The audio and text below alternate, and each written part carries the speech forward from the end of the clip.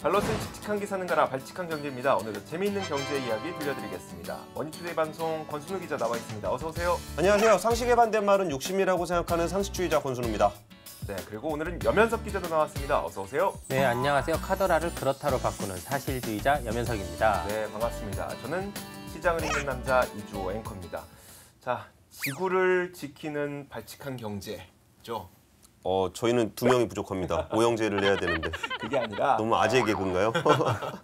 이번 시간은 저희가 지구를 살리기 위해서 온실가스를 어떻게 줄여야 되는지, 또 어떻게 줄일 수 있는지, 또 기후에 따른 정책과 대책을 다루는 에너지공단의 기후대책실 오대균 실장을 직접 모셔봤습니다. 어서 오세요. 반갑습니다. 안녕하세요. 반갑습니다. 네, 안녕하세요.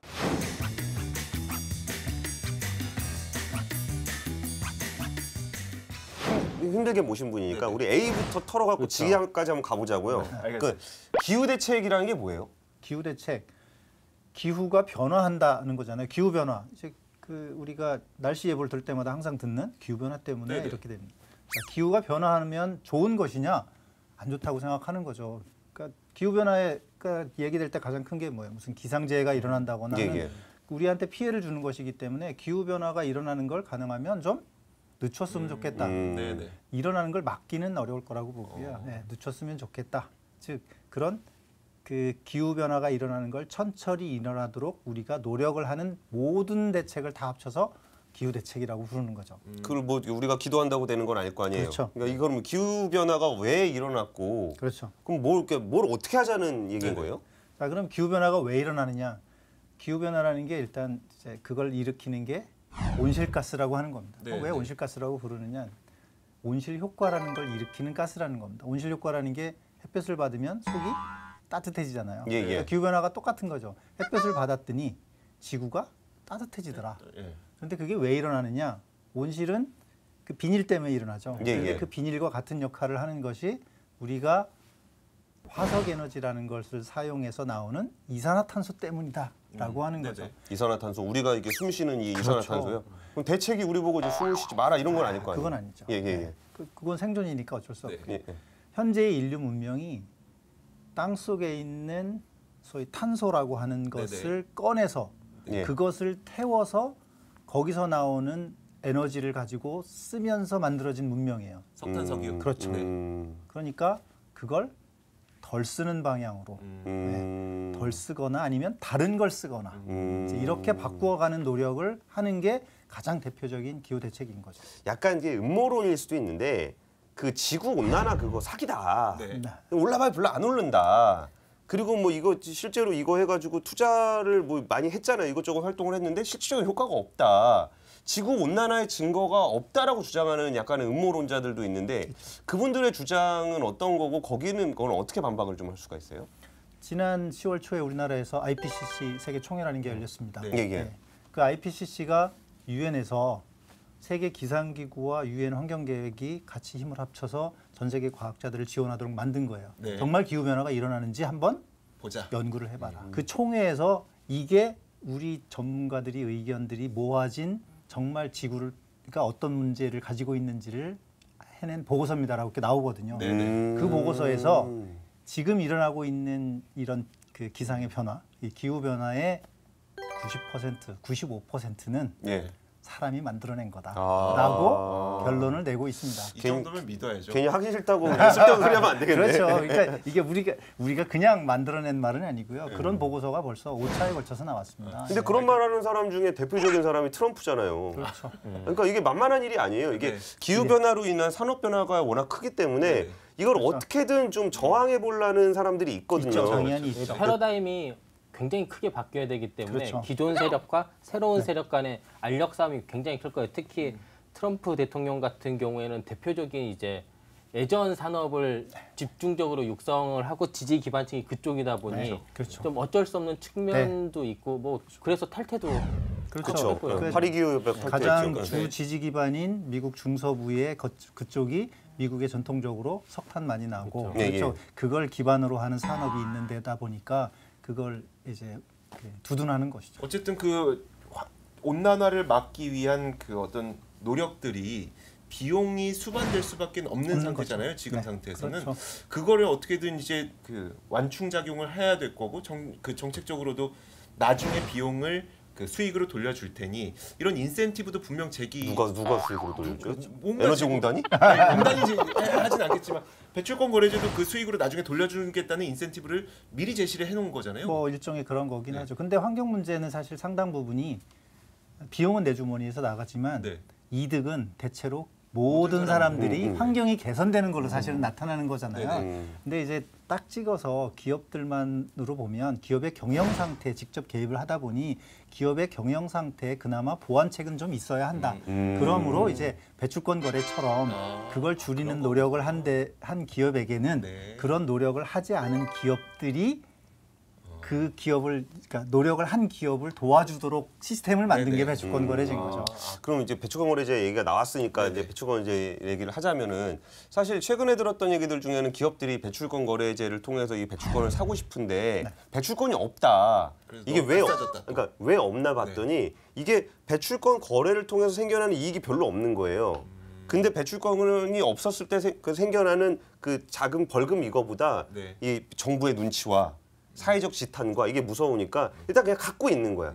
이게 비싸다 안 팔아요. 특별히 이걸로 돈 벌 생각이 없어. 그래서 배출권 거래가 잘 안 돌아간다. 이런 기업들이 좀 많이 있거든요. 그래서 그런 것보다는 우리 경제가 온 일종의 과정과 체질의 문제라고 생각해요. 왜냐하면 지금 세 분 중에 우리나라 경제가 급격히 다운돼서 예.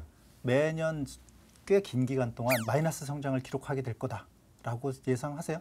아니면 저는 전혀 그렇게 생각하지 그렇죠. 않습니다. 절대 안 예. 게다가 기업을 경영하시는 분 입장에서 보면 내년도에 우리 회사의 배출량이 줄어든다는 건 가동이 줄어든다는 뜻이잖아요. 에너지 사용이 네, 줄어든다는 그렇죠. 거니까. 예. 그 얘기는 에너지를 정말로 무슨 그 신재생 에너지 회사 걸 다 바꾸지 않는 한 기존에 쓰던 에너지를 그대로 쓰고 있는데 배출량이 줄어들었다는 얘기는 가동률이 떨어졌다는 네, 거고 네, 네. 그 얘기는 회사 전체의 매출 규모가 낮아졌다는 거잖아요. 예, 예. 그렇게 내년 계획을 짜거나 그걸 예상하는 경영자가 없겠죠. 있을까요? 없죠. 그런 경영자가 있으면 잘리겠지. 그렇죠. 예. 그러면 그 다음 해에 배출권이라고 하는 걸 정부가 얼마 정도 갖고 있으라고 강요를 하는 제도인데 예, 예. 배출권을 팔아버리면 내년에 분명히 어느 회사도요. 내년에 우리 회사의 매출은 늘어날 거라고 경영 계획을 잡아요. 네, 네. 네. 그런데 그 늘어난 매출에 맞게 배출권을 가지고 있으라고 했는데 팔아치우면 네. 안 되죠. 그러니까 계속 성장만 해오던 그런 체질로 보면 배출권은 계속 많이 가지고 있어야 자기가 경영할 수 있게 되는 거죠. 그럼 많이 주면 되잖아요. 많이 시장에 이게 물량이 부족하다는 게 공급 물량이 자기 시장 아무도 수요자들의 팔 사람이 기대치 없으니까 물량이 부족해지죠. 이게 기업들이 서로 거래가 활발하게 이루어져야 되는 거잖아요. 그래야지 그 기존의 탄소 배출을 조금 줄이는 노력을 확산을 시킬 수 있으니까요. 예를 들어 줄이는 비용이 사오는 비용보다 싸다. 그럼 다 줄일 거 아니에요. 그러면 당연히 늘어나게 되는 거죠. 주식수처럼. 그런데 어떤 일이 있었냐면 아까 그 실장님이 말씀하신 것처럼 이렇게 쥐고 있단 말이죠. 그리고 그게 지금까지는 법으로 쥐고 있어도 됐어요. 1단계까지. 2017년까지는 내가 만약에 그 얘기는 실장님한테 설명 듣는 게 더 정확하지 않을까요? 아, 이건 저희 기재부에서 나오는 거예요. 이게 그래서 2017년까지는 내가 2015년에 안 쓰고 모아놨던 거, 16년에 안 쓰고 모아놨던 거 이거를 쟁겨둘 수가 있어요. 그래서 이만큼 가지고 있으면 내년에 증설을 한다든지 이럴 때 쓰면 돼요. 전혀 이제 문제가 안 됐잖아요. 이런 게 너무 문제가 되다 보니까 막 배출권 거래 가격이 2배, 3배가 올라가도 물량이 없는 거예요. 마치 우리 지금 부동산처럼. 근데 그 염 기자네 부동산. 저요? 저는 부동산이 가요, 너. 그렇게 됐는데 올해 그게 바뀐 세 거예요. 배 됐나 봐요. 그게 올해 바뀌었어요. 이제 그 2월 물량을 가지고 있을 수가 없어요. 그해 다 처분을 하게 이제 바뀌었거든요. 그래서 아마 조금 더 아직 올해 실적이 나오려면 이제 내년 상반기까지 기다려봐야 결과는 알 수 있는데 조금 더 늘지 않았을까 싶습니다. 예. 거래량은 이제 거래량은 조금 늘 가능성은 있습니다. 그럼에도 불구하고 아까 말씀드렸지만 계속 성장을 하기 때문에 경영자 입장에서는 팔겠다는 의사결정을 하기가 참 어려운 거죠. 네. 그러니까 정말 내가 대폭 줄였다. 우리 회사가 다른 노력을 통해서 그렇게 되지 않는 한 현재의 우리가 공장을 가동하는 시스템을 그대로 유지하면 주권을 판다는 의사결정을 한다는 건 정말 현재 우리의 지금까지 경영을 하던 스타일로 보면 모험을 해야 하는 그러니까 거예요. 결국 그 배출권 거래제가 시행됐던 취지는 이걸 너희가 함부로 팔기 어려우니 알아서 줄일 수 있는 시설을 그렇죠. 설비하도록 해라가 목적이었던 원래 거네요. 처음엔 그런 거죠. 우리나라의 그 제한 규모가 다른 나라에 비하면 어떤가요? 이게 예를 들어 뭐 우리의 그 산업적으로 경쟁국들이 있잖아요. 뭐 중국이 될 수도 있는 거고 일본이 될 수도 있고 미국이 될 수도 있는데 배출권 거래제가 사실 전 세계적으로 지금 제대로 하고 있는 건 유럽, 네네. EU가 하고 있고 일본도 아직 안 하고 있죠. 그래요? 중국은 이제 하기 시작하겠다고 했고요. 네. 그럼 우리나라는 얼마나 배출을 하고 있고 이게 좀 속도는 우리나라가 어때요? 연간 7억 톤이 좀 안 됩니다. 6억 9천만 톤 요즘 그 그렇게 어느 정도 배출하거든요. 수준이에요? 전 세계 배출량의 2%가 좀 안 돼요. 1.7%. 얼마 안 되네. 아니, 그래도 적진 않네요. 전 그렇죠. 세계 우리나라가 10대 경제 강국인데 에너지 사용에 따른 이산화탄소가 2%밖에 안 나오는 거는 저는 그렇게 많아 덩치 보이지 큰 않는데. 나라들이 네네. 워낙 커서요. 중국이나 미국이나 일본이나 이런 데 배출량이 워낙 커서 이렇게 되는 석탄 거죠. 많이 떼는 데들 예. 이렇게 되는 거죠. 우리나라가 전체 비중으로는 그렇지만 석탄이나 석유 같이 아까 말씀드린 그 탄소를 포함한 네네. 그 에너지를 태웠을 때 나오는 이산화탄소 이 총 배출량으로 전 세계 배출량 중에 7위니까 사실 2%가 7위. 그래요? 그렇죠. 그러면 딱 우리 수준에 맞게 하네. 우리나라 그렇죠. 7대 경제 예, 강국이니까. 그러니까 사실 경제 규모와 거의 비슷하게 비례해요. 네. 아 저는 근데 미국은 빠졌잖아요. 그러니까 우리나라가 안 빠진 것은 좋긴 하나 한편으로 또 안 좋기도 하니까. 미국이 트럼프 대통령이 네. 빠지겠다고 선언을 했잖아요. 네네. 예, 예. 선언을 했지 법률적으로 빠진 건 아니에요. 아, 아직. 그래요? 예. 그러니까 지금 우리가 파리 협정이라는 걸 해서 네네. 그걸 이제 열심히 하기로 했는데 트럼프 대통령이 미국 경제가 해가 되니까 빠져야겠어 이렇게 선언을 했습니다. 그런데 파리 협정이 발효되고 공식적으로 네. 빠지겠다고 신청을 할 때까지 3년 이내에 신청을 못 해요. 음. 그러니까 그때가 되면 진짜 공식적으로 탈퇴 문서를 제출할지는 모르겠습니다. 그때 가서도 그리고 나서 1년 뒤에 효력이 발생해요. 그래서 그렇게 그 절차대로 갔을 때 그럼 그 효력은 언제 발생하냐면 트럼프 대통령 임기가 끝난 직후에 발생해요. 연임 안 했을 때. 연임 안 하면 다음 대통령이 그냥 철회하면 미국은 또 빠져나가는 건 아니에요. 와, 트럼프 대통령이 그건 또 그렇게 세게 된 질렀을 겁니다, 수도 있겠다. 사실은. 아. 일단 해보자. 네. 그런데 그 약간의 인센티브라고 해야 되나요? 예를 들어 그 환경은 공공의 이익에 부합하는 거잖아요. 그렇게 되면 예를 들어 그 유럽 기업, 우리나라 기업 이런 데들은 열심히 탄소 배출을 줄이는 노력이 있는데 그거를 뭐 국제적으로 인증해주는 마크 같은 게 예를 들어 우리나라 뭐 KC 마크 같이 뭐 이런 안전 마크 같은 거 있잖아요. 뭐 친환경 그래도 노력 마크 뭐 이런 게 좀 있나요? 글쎄 그런 것까지 만들기는 쉽지는 않습니다. 현재는 그런 배출 책임을 유엔에서 국가가 정부가 이제 담당하도록 해서 매년 그 나라의 총 배출량이 얼마인지를 유엔에 보고하게 되어 있어요. 그럼 이제 그것들을 보면 아, 이 나라는 열심히 노력을 했구나. 아니구나. 이런 것들을 우리가 인식은 할 수 있죠. 근데 거기에 뭐 마크를 주거나 그러진 않고요. 그래서 사실은 그런 문제에 미국 트럼프 대통령이 그런 얘기를 하기 전에 미국 의회에서 그런 문제를 제기한 적이 있어요. 사실은 지금 무역 분쟁이 중국하고 심하게 붙어 있지만 예전에 중국이 그런 배출량을 줄이지 않고 많이 배출하면서 물건을 생산해서 미국에다 파니까 예. 그런 그 배출량을 줄이지 않고 생산하는 나라에서 물건을 수입할 때는 거기다가 일종의 국경세 비슷하게 관세 비슷하게 네네. 별도로 부과를 해야 한다라는 법안을 미국에서 발의한 적도 있어요. 미국 의회에서 통과가 되지는 않았지만 그런 논의가 꽤 있습니다. 그러니까 일종의 그 배출 노력을 강요하도록 하는 관세 비슷한 별도의 뭐 그런 얘기가 있긴 합니다. 근데 아직 개념적으로는 얘기가 됐지만 구현된 적은 아직 없어요. 근데 미국 기업 같은 경우에는 그 에너지 그 물건 받을 때 이게 친환경 에너지로 만들었느냐를 가지고 따지는 기업들이 좀 있대요. 있습니다. 그래서 자동차 같은 경우에도 전기차 같은 거에 배터리가 들어가잖아요. 네. 그럼 배터리가 들어갈 때 예를 들어서 LG 화학이 만든 배터리다. 네. 그러면 그 전기차가 뭐 애플이나 아니면 테슬라에 들어간다. 네. 그랬을 때 그럼 그 배터리 안에 있는 전기를 네. 뭘로 만들었냐? 네. 그럼 한국에는 사실 신재생 에너지 별로 없잖아요. 네. 그럼 이거를 뭐 석탄 발전소로 해서 만들었다. 네. 그러면 배터리 안 받아준다는 거예요. LG 화학은 받아주겠는데 LG 화학 공장 위에 다 덮었잖아요. 태양광으로. 그러니까 어쨌든 전기 자체는 배터리를 생산해서 미국으로 보내면 전기는 뭐 미국에서 생산하는 걸 채우니까 그렇다 치지만 이제 그 배터리를 생산할 때 친환경적으로 생산했느냐는 걸 그것까지. 그걸 납품하는 업체한테 너희가 어떻게 생산했는지를 자기들한테 증명하도록 요구하는 데가 생기고 있죠. 그리고 그건 미국 대통령이 설령 기후 변화에 뭐 탈퇴한다고 선언을 했을지라도 그런 건 미국 기업도 열심히 하고 있기 때문에 사실은 미국 기업들은 연방 정부의 선언과는 관계없이 하고 있어요. 여전히. 그 잘하는 나라도 있고 못하는 나라도 있고 그런 것 같은데 이게 뭐 그러니까 전반적으로는 어떻게 좀 이렇게 잘 어떤 정도로 이행이 되고 있는지 그리고 이제 국가별로는 좀 어떤 차이가 있는지도 좀 알 수 있을까요?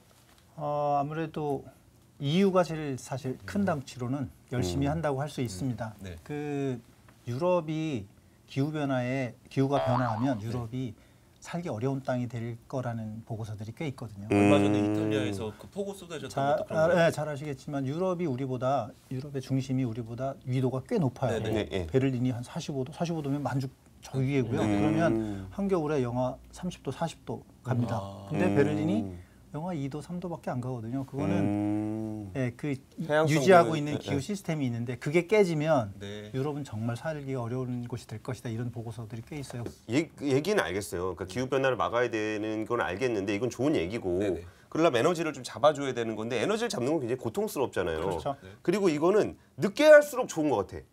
그렇죠. 그러니까 이게 돈이 안 들어가는 구성형 입장에서. 오류가 있잖아요. 네네. 이거는 그러니까 다 같이 좋은 걸 추구하게 되면 망가지는 거고 다 같이 좋은 걸 추구할 때 나만 나쁜 걸 추구하면 이익을 보는 거잖아요. 그렇죠.